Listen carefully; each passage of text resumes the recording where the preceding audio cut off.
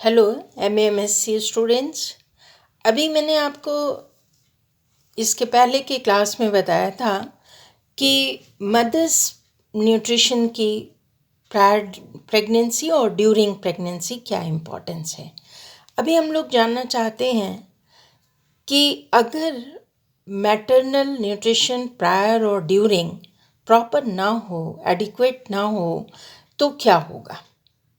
और माँ और बच्चे के न्यूट्रिशन में बहुत गहरा संबंध है। तो द रिलेशनशिप बिटवीन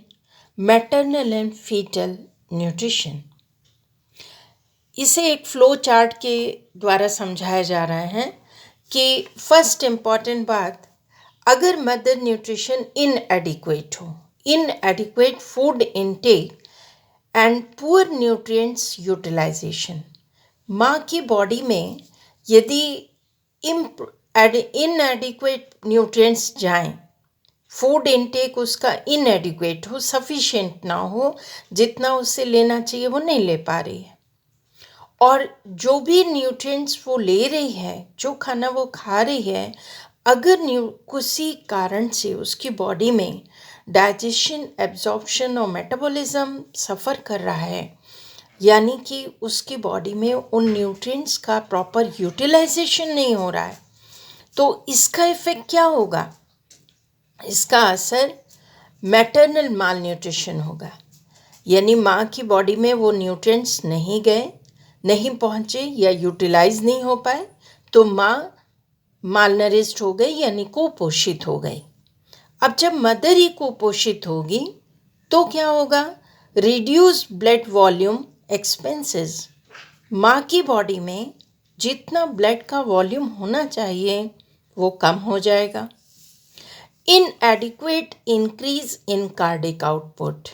यदि माँ की बॉडी में ब्लड का वॉल्यूम कम होगा तो उसके शरीर में कार्डिक आउटपुट भी कम होगा, यानी उसको जितना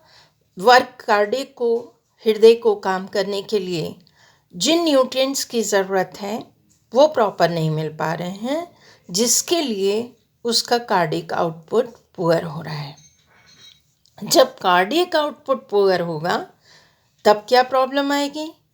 increase blood and nutrient supply to the foetus,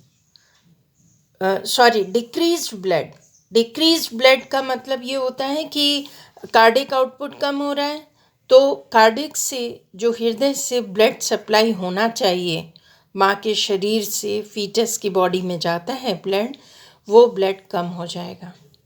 जब ब्लड ही कम सप्लाई होगा तो न्यूट्रिएंट्स फीटस की बॉडी तक नहीं पहुँच पाएंगे। इन सब का परिणाम क्या होगा कि रिड्यूस प्लेजेंटल साइज, जो प्लेजेंटा का ग्रोथ होती है या प्लेजेंटा का जो साइज़ होता है, जब प्रॉपर ब्लड नहीं मिलेगा तो प्लेजेंटा जितना साइज़ में डेवलप होना चाहिए वो नहीं हो पाएगा।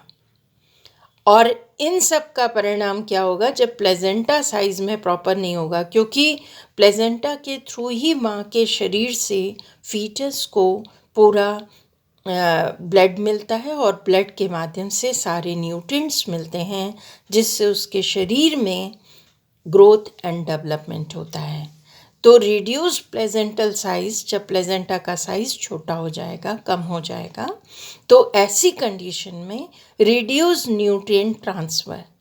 तो जो न्यूट्रिएंट्स बॉडी में फीटस के जाने चाहिए वो भी कम मात्रा में पहुंच पाएंगे, यानी कम न्यूट्रिएंट्स पहुंचेंगे, तो अल्टीमेटली लास्ट इफेक्ट क्या होगा, फीटल ग्रोथ रिटार्डेशन, जो फीटस डेवलप कर रहा है उसकी ग्रोथ सफ़र करेगी और प्रॉपर ग्रोथ नहीं हो पाएगी। तो ये बात आपको पूरी तरह समझ में आ गई होगी इस फ्लो चार्ट के माध्यम से कि माँ